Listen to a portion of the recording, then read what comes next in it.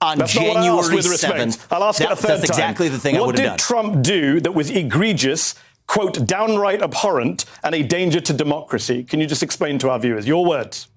So let's get one thing straight. I might not agree with Medhi Hasan on anything, but at least he's actually doing what so many other people in the media just aren't willing to do.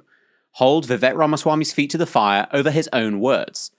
So in an interview on MSNBC, Ramaswamy suddenly, for what somehow seemed like the first time, wasn't able to tech sales smile himself out of his own nonsense.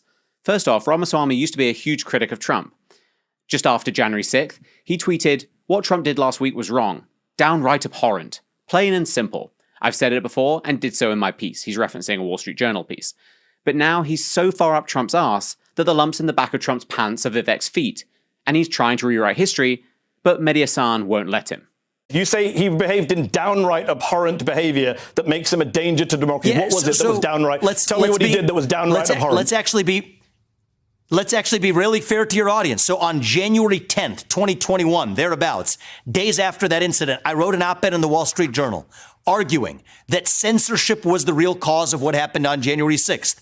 When asked in response, somebody asked me the question, are you... That's what I wrote. I'm giving you the facts of what I said. That's a hard fact. That was published in the Wall Street Journal. When pressed on, was that condoning what Trump did? My answer was no.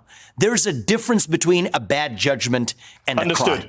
And we you're need avoiding to be my question. able to tell the difference in this country. What did Donald Trump do, no, I'm not avoiding in your question. view, that was downright abhorrent? Second time I think that the thing that I would have done differently if I were in his shoes not what I asked, is Vivek, I would have respect. declared re-election on That's January not what I asked, 7th. I'll ask it a third That's exactly the thing I would have done. What did Trump do that was egregious, quote, downright abhorrent, and a danger to democracy? Can you just explain to our viewers? Your words.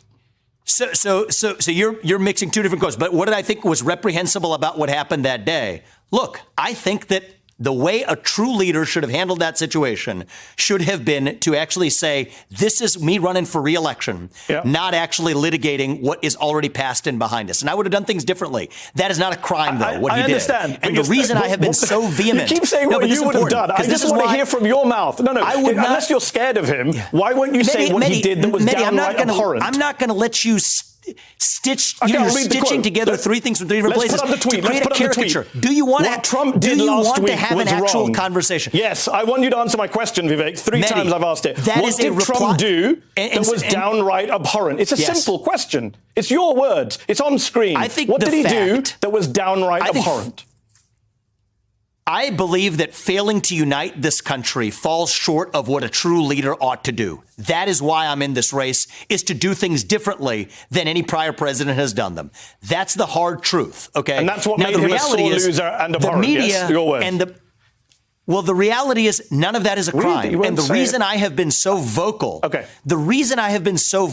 is because when somebody actually prosecutes somebody for a bad judgment, and I've been clear, I understand your objections to the litigation. I would have made different judgments. That's not what I asked about. I That is a distinction we have to draw. Understood. Then there's the hilariously shameless story that he paid someone to scrub his Wikipedia page of inconvenient references to stuff he's done in the past that GOP voters might not love now, like taking money from Soros family members or working on COVID-19 teams. But he just can't stop lying about that either. You accepted a Paul and Daisy Soros scholarship at law school that was specifically set up for the children of immigrants. It was an affirmative action scholarship, and your defense for that is that you didn't have the money to pay for law school, even though you'd already made over $1 million at the time and made another $2 million. My defense of that is somebody gives you a merit scholarship at the age of 24, you take it. At the age of 24, somebody gives you a merit scholarship, you take it.